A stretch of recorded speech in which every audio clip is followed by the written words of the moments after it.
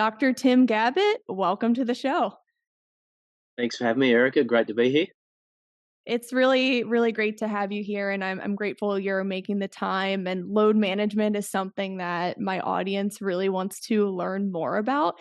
And for those of you listening who aren't familiar with Tim's work, he has been in the load management side and also the applied sports science side of things for over 2 decades. He holds a PhD in human physiology and has completed his second PhD in applied sports science with special reference to physical demands, injury prevention, and skill acquisition.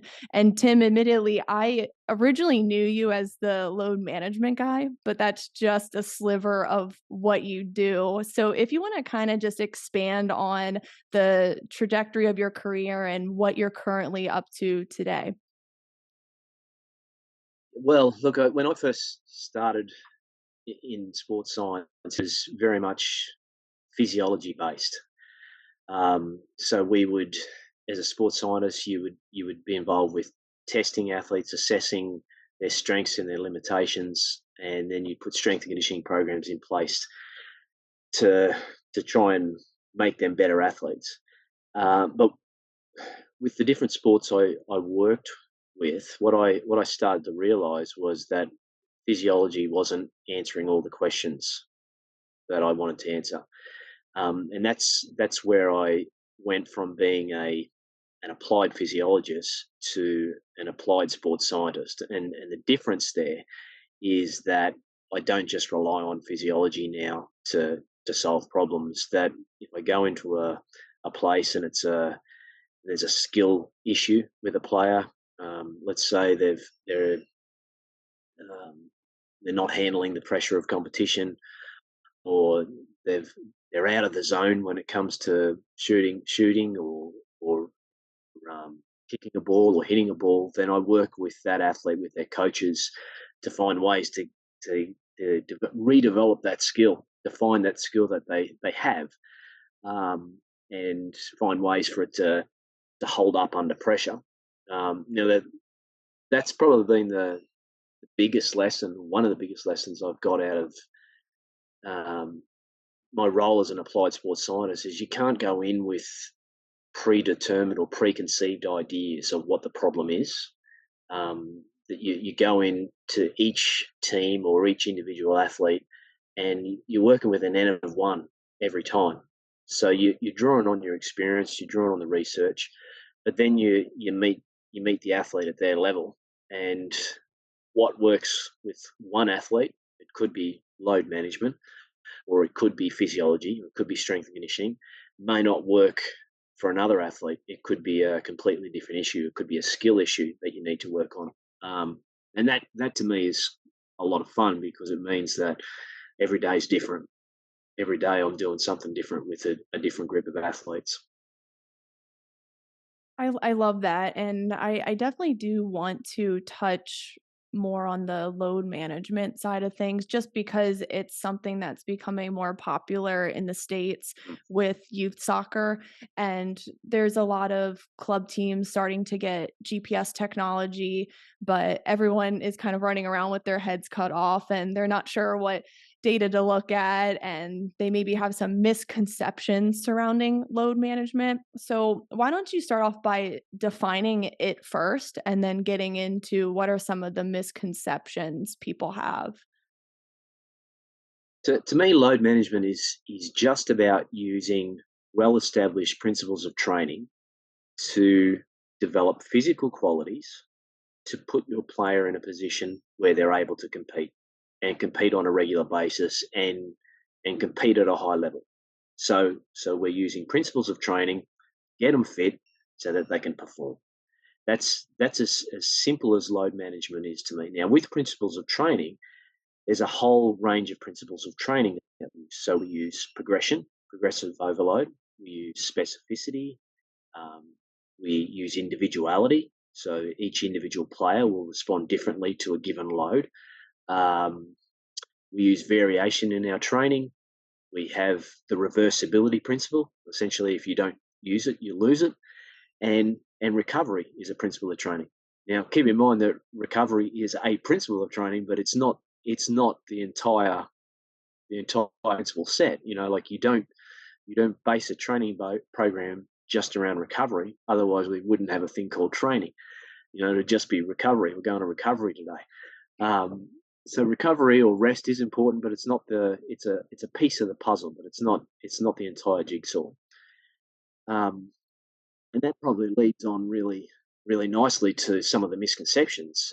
If you watch an NBA game or you listen to the commentators, um, I think a lot of people associate load management with rest, with sitting players out. Now there may be times throughout a season where you have to sit a player out, where based on the indicators that you're seeing, that it might be wise to give a player a rest. But load management isn't just about rest. It's about using principles of training to bring your athletes to peak performance and get them executing the skills of the game as often as possible at a high level. That's what load management is about. That's brilliant, and I think that is one of the biggest mistakes coaches make is they tend to baby their players in load management programs and cut back on playing time and just really focus on recovery instead of that preparation period. So as far as the youth soccer front, do you think that overtraining is a problem or under preparing? Well, in in youth sports, it's probably a combination of both. Um, let's talk about overtraining first, and I think it is a U shape with youth sports. You can have it's a U shaped relationship between the amount of training you do and your risk of injury. So you can do too much, which is an overtraining issue, or you can do too little, which is an under preparation issue. So if we focus on the overtraining aspect of it, to me, I see this in the highly specialised kids, the where the parents want their child to be the next big Major League Baseball pitcher.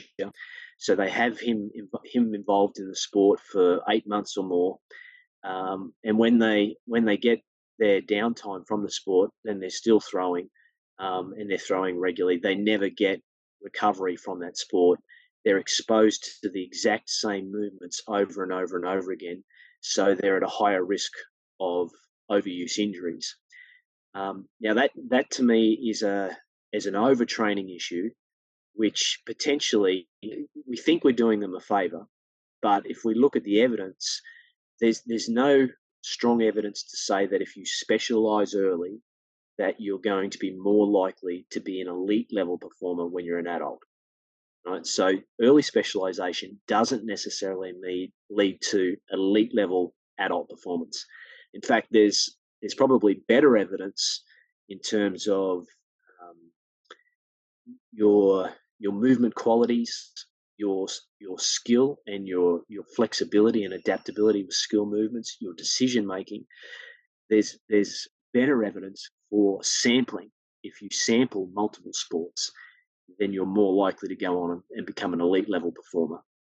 Um, so the general recommendation is there that I would say, if overtraining is an issue, make sure that you at a young age, when you have adolescence, don't specialize too early. Don't specialize before puberty, and give your child opportunities to sample multiple sports, because it'll probably do them a lot of favors in the long run.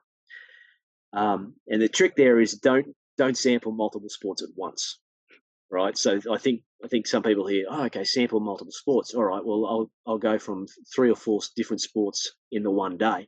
That's not what I'm saying. What I'm saying is, after you've finished your baseball season, go and play a different sport where you're developing some different qualities. Now, I'm probably more concerned about what happens down the lower end, and that's the under preparation issue. And this is where we are so worried about load that we manage our athletes away from the training process. and then we send them out to do a job that they're unprepared for. So if we're thinking soccer, one of the things you need to be able to do in soccer is run fast, and you need to be able to sprint. Now, if you haven't been exposed to that at some level in training, or exposed to the type of training that's going to prepare you for that, then when you go out and do it in a game, then you're underprepared for it, and you're at greater risk of breaking down, and you're at greater risk of not being able to perform as well as you'd like. So there's two kind of outcomes there. One is that you don't perform as well as you like, you can't win the race to the ball, and the second is you break trying. So that's a real that's probably a bigger challenge that I see is the under preparation of athletes, and it's an under preparation injury or an under training injury. Let me first come back to the overtraining, then we'll get to the under preparation. But for the overtraining, you said that over 8 months of the year for kids in organized travel, same sport is usually where we don't want to get to. And I've seen some studies that say over 10 months of the year is overtraining, but would you say it's like 8 to 10 months in competitive sport where it's a red flag?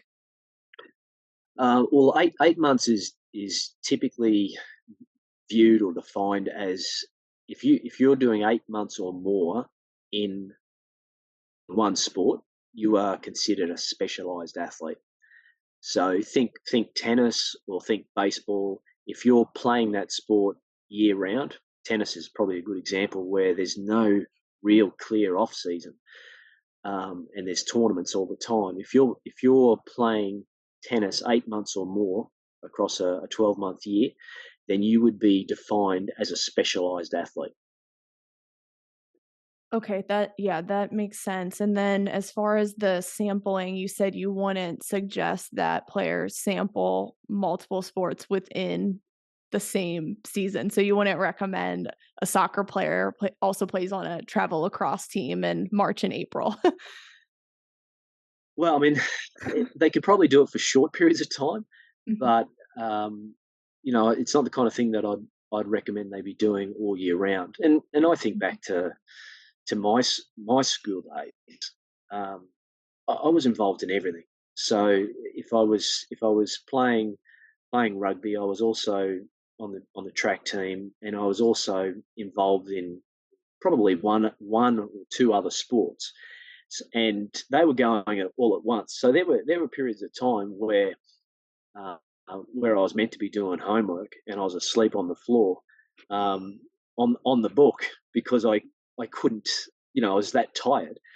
Um, but it's not the kind of thing that I was doing 12 months of a year either. There were kind of small pockets where that load increased, and I think the body can handle that for short periods of time. But it's not the kind of thing.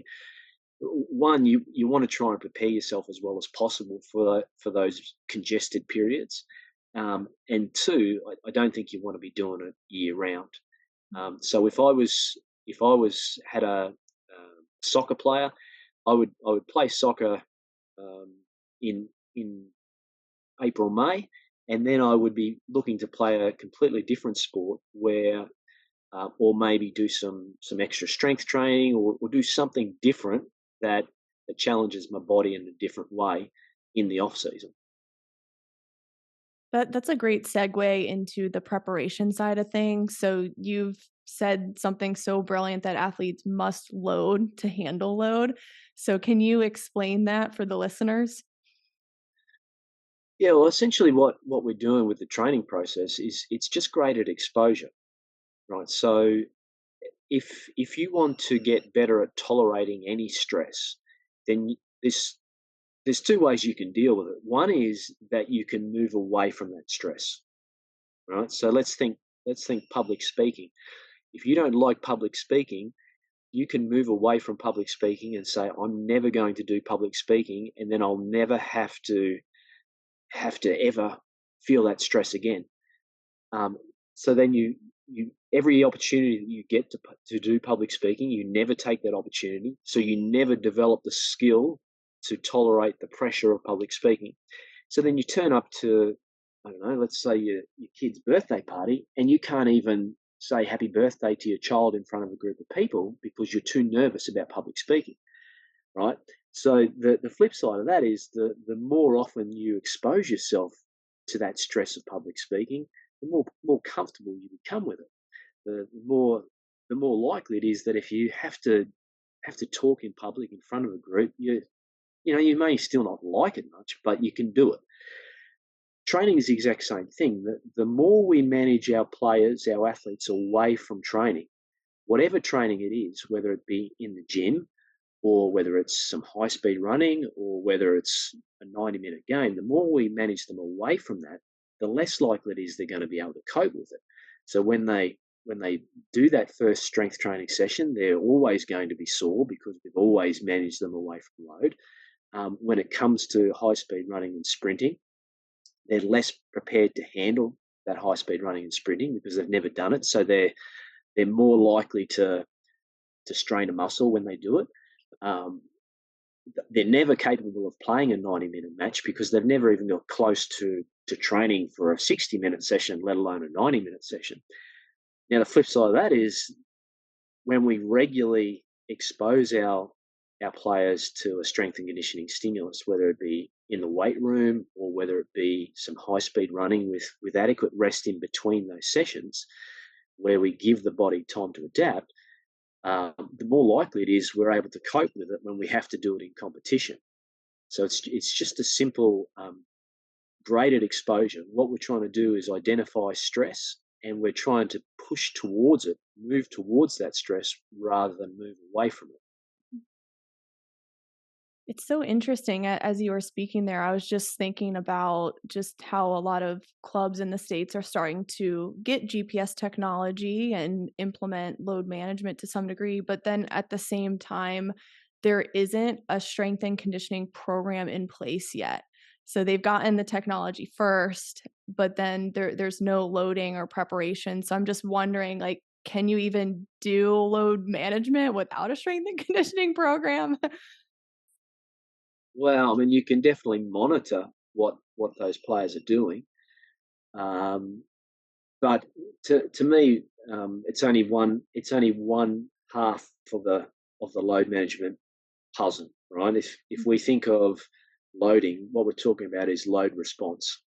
So essentially, what you're doing is you're measuring external load. You're measuring how much distance did they run, how much was at high speeds. Um, Maybe you've got some heart rate data that goes with it, but you're not actually measuring the response to that load. And in adolescence, that's a particularly important one because age is such a critical factor. Obviously, there's a difference between a 12 and an 18-year-old, but then there's a difference between that's chronological age.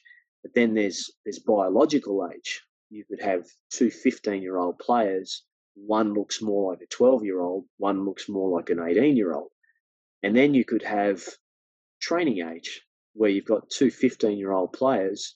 One's trained for 5 years of experience. They've got 5 years of training experience. One's got 5 minutes. All they've done is the warm up. So, there's differences there. And the response to load is going to be dictated a lot by those age factors, biological, chronological, and training age. So I think the GPS units are an important part of it, but it'll only tell you it'll only answer part of the problem. It'll only provide the solution of this is what they've done. It won't tell you how they're responding to that load. What is some advice you would give for coaches who just have the GPS units right now? What would be the best starting point or data to look at? Yeah, well, look, I think coaches know the game, right? So there's a lot of different ways you can choose the metrics that you want to look at, and with GPS, um, you can get really confused with so much data. You can essentially measure anything. So then you have all of these different columns worth of data, and you're going, well, one's going up, one's going down.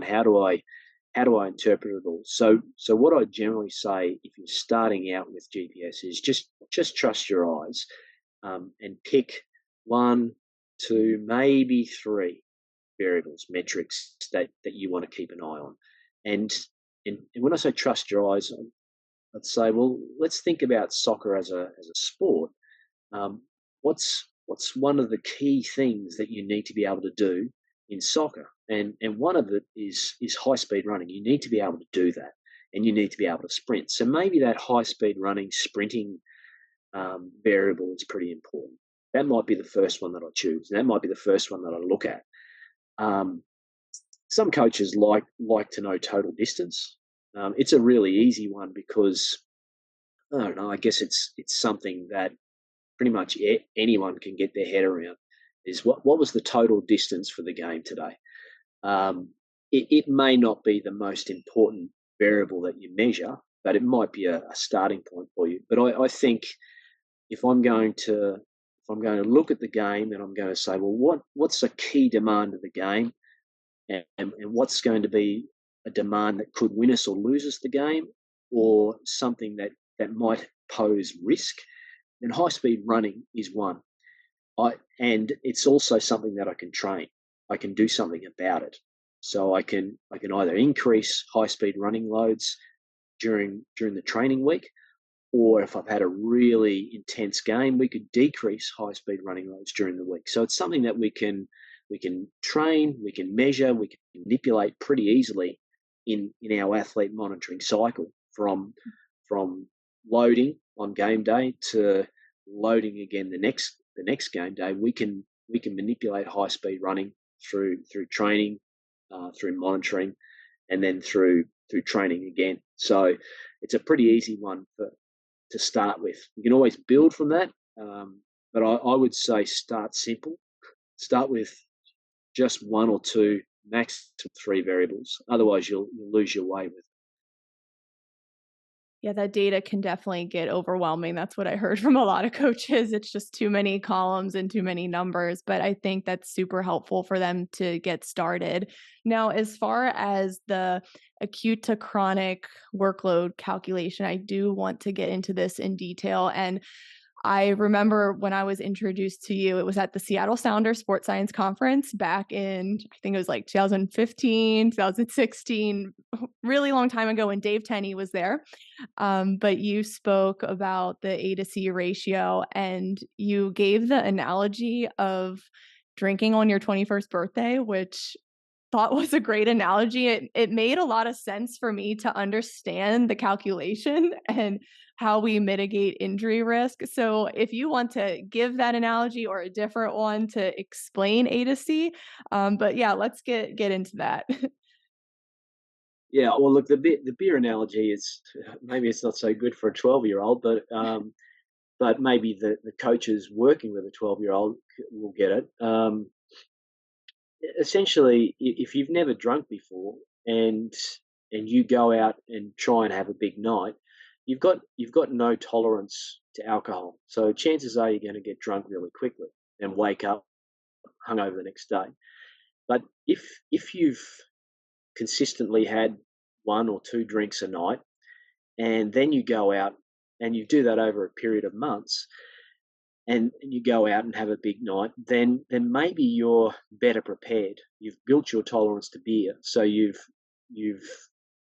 built your alcohol tolerance. You're more likely to handle that alcohol. Um, Now, if we change beer or alcohol to training, it's the exact same thing. If I ask you to do a training session that's much greater than you've been prepared for, and something that you've never done before in your life, then there's a few things that will happen. The performance in that session will suffer. It won't be a great session. And two, you, you're going to increase the risk of injury in your athletes. Now, that doesn't mean you're definitely going to break an athlete, but if you ask anyone, it'll say that risk of injury will go up. So there's a few ways you can deal with that. One is you can take a really slow approach to building training load in your athletes. So you minimize the week to week change, or you keep the acute to chronic ratio relatively even, so small increases in load relative to what your athlete's been prepared for. Or the second way you can do it is you can raise chronic load, right? So if you raise chronic load, and the only way you can raise chronic load is through training. So you've got to expose your athletes to load in order to tolerate the load. But the trick is raising chronic load in a sensible way. You want to try and raise chronic load to give your athletes a big enough base that their glass is full with training load so that they can handle the acute demands of the sport, but doing it sensibly enough that you're doing it in small steps. Don't make big rapid changes in load from week to week, because that will increase your risk of injury. Now, when you get to higher chronic loads, there's a few benefits of that. One is it's associated with lower risk of injury, but two is it's much harder to spike your acute load on the back of a high chronic load than it is if your chronic load is in the basement. Now, if your chronic load is in the basement, the only way is up. If you've done nothing, then the only way is up. So everything is going to be a spike in load relative to where you've been. So that's the point I like to make is you can slowly ramp your players up. That's one way to do it, or you can raise chronic load. And raising chronic load gives you a better chance of dealing with the acute spikes that come with strange competition games that might go into extra time or that are extremely intense. They give you the opportunity to deal with that.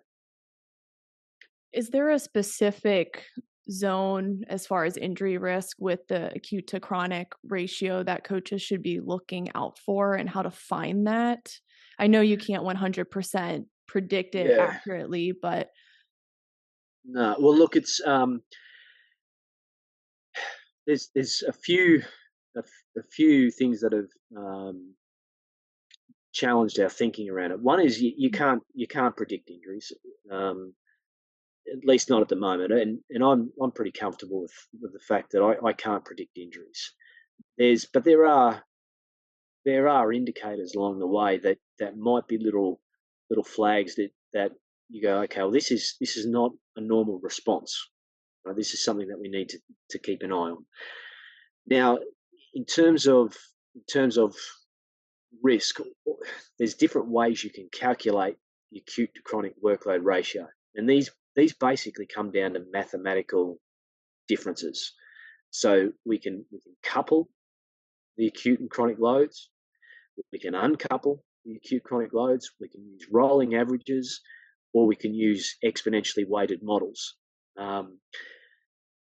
To me, you will get a different ratio depending on how you calculate it. Right, so that's the first thing to keep in mind. So you can't just interchange the different ratios, the different models of calculating the ratio. But the findings are pretty consistent, irrespective of how you calculate it. When you spike loads on the back of a low base, or when you ask an athlete to do much more than what they're prepared for, their risk of injury will go up. And the greater the ratio, the greater the risk. So if I ask my player to do 1.3 times more load this week than what they've done over the last 4 weeks, so their ratio is 1.3, that might be a nice, sensible progression. It might be on the higher end of a sensible progression. Now, if I ask them to do 1.5 times, then we're starting to get into, okay, we're doing 50% more than what they've been prepared for over the last 4 weeks. Okay, well, that might be a sensible progression, but now we're getting into a bit more of a riskier range. If I ask my player to do 2 to 3 times more than what they've been prepared for, that might be what you decide to do, but you might have to wear the risk that comes with that. The higher that ratio goes, the greater the risk of injury. Now, again, I'll emphasize it doesn't mean that your athletes are definitely going to get injured, because there are other factors involved in how players get injured. But it does mean that on average, we can say in that team, on average, the risk of injury is going to go up. I can't predict with certainty which player is going to get injured, but I can say on average, I've increased the risk of injury. I love that you said that we can never 100% predict. And guys, if anyone's promising that, then run the other way. But is that, would you say that is one of the criticisms of the A to C? Are there other ones that you kind of want to address? And because I know there's some new calculations coming out, and people saying that their model works best, but what would you say to people who criticize the A to C ratio? Uh, in terms of the greatest criticism, look, if prediction is the greatest criticism, then I just shrug my shoulders and go, okay, fair enough. Like I'll say hand on heart that I can't predict injuries with any certainty, but I do have a lot of faith in my ability to develop robust and resilient athletes. So if that's the greatest criticism, then that doesn't concern me at all. Look, whenever whenever um, we talk about any whether it be game based training versus traditional models of conditioning, or whether we use low carb high fat diets versus normal carbohydrate eating, um, or whether we use the acute chronic workload ratio as a means of progressing load compared to the 10% rule, compared to just throwing any load you like at an athlete. Everyone will have an opinion, um, and there's no shortage of opinions out there. So the, there'll be critics, there'll be supporters of it. Essentially, I'll listen to all the feedback, good and bad, and I'll just weigh it up on what it actually means and how it impacts me day to day. And I got to be honest with you, a lot of the positive feedback and a lot of the negative feedback, I kind of shrug my shoulders and go, okay, well, that's great that you've got that opinion. It's great that you find it works, or too bad if you don't like it. It doesn't really bother me too much at all, because it doesn't impact. Um, every piece of new information I'll take, and it just changes my thinking a little bit. Right. So when a new piece of information comes, I don't just stubbornly hang on to old information saying this is right. But what it'll do is it adds an extra layer of understanding for me. So I don't throw out everything that I've learnt about a topic. It just adds value to what I already know. So it'll change my thinking a little bit. But in terms of whether it's going to change, whether I use a coupled or uncoupled or rolling average exponentially weighted model, um, that's not going to change what I do day to day with my athletes, because it starts with one, me understanding the sport. Second is I need to understand my athlete and what makes them tick, and the third is I need to put a good program in place. And the good program in place basically comes down to the structure of my week, and where am I going to put things?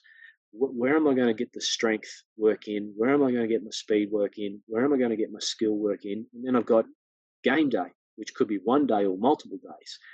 And how am I going to structure that so that they get to game day in the best shape possible, so that they're as fit as possible, they're as strong as possible, carrying as little fatigue as possible, and ready to execute the coach's game style.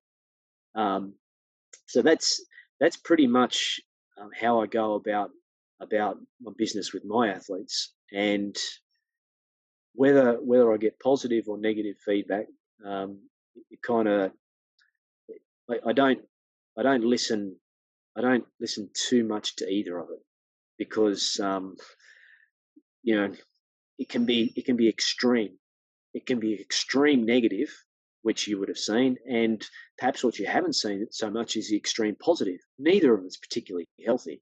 Um, so I just try and stay pretty grounded, pretty centered on the things that and pretty comfortable work, and just try and build my knowledge as I go, knowing that the more I dig into this load area, the more I learn and the less I feel I know.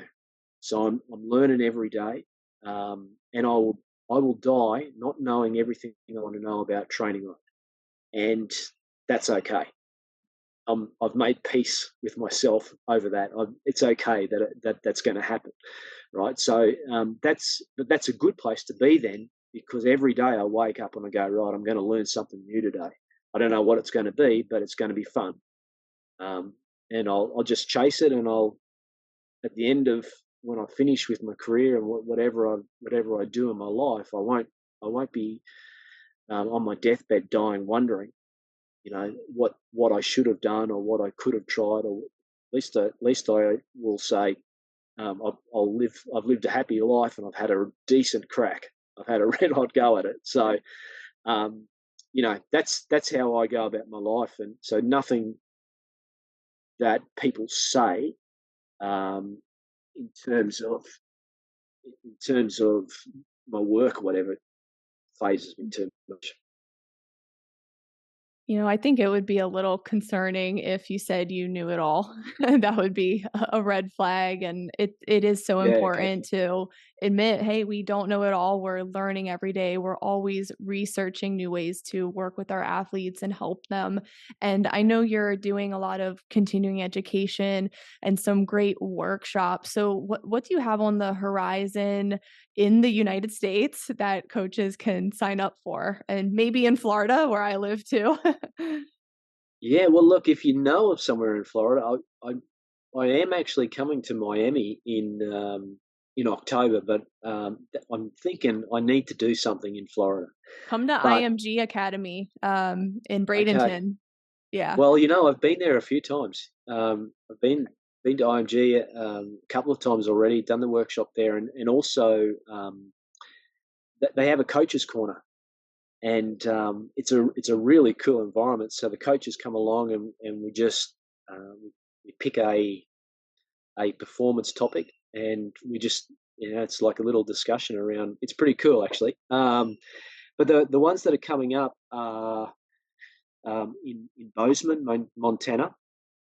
Nice. I'll be Yeah, I've been there before, and didn't realize until afterwards. I went out and did a half marathon out in the woods, and I didn't realize till afterwards that there's bears out in the woods. No one really, and you're not supposed to go out on your own. Someone probably could have told me that, or I probably could have read the signs better. So I'll be in Berkeley in Northern California, um, in April. So Montana and California in April, and then in October I'll be in New York and Washington.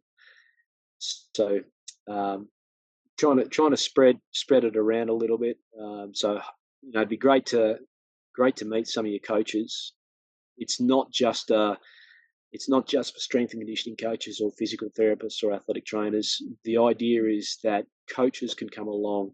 It's presented in a language that's um, it's not a sciencey jargon course. It's about taking the information from those papers and presenting it in a user friendly way. And this is, the Train Smarter, Not Harder workshop? Is that the name of it? Train smarter and harder. Yeah, And yeah, harder. Okay, awesome. yeah. I love it. So, I'm going to include that in the show notes below, so be sure to check that out. And also, Tim, where are you hanging out the most on social media so the coaches can connect with you? Um, well, coming from that age where social media wasn't a thing when I was young, I'm kind of just fumbling around on it. But um, you can find me on most. So depending on what your preference is, you'll find me there. So if you go to Instagram or Twitter or Facebook or LinkedIn, generally I'll post something around load management, a lot of stuff on soccer for your soccer people. So you'll find something there, and you can connect with me there. As I said, you can kind of direct message me on most of those platforms, and or connect with me. And I might be a little slow in getting back to you, but I will get back in touch with you. Brilliant. So be sure to check out Tim's links as well in the caption below. And Tim, this was an amazing discussion, and I'm sure my listeners really appreciated all of your insights and are even more excited about load management. So thank you so much for explaining everything and having this discussion.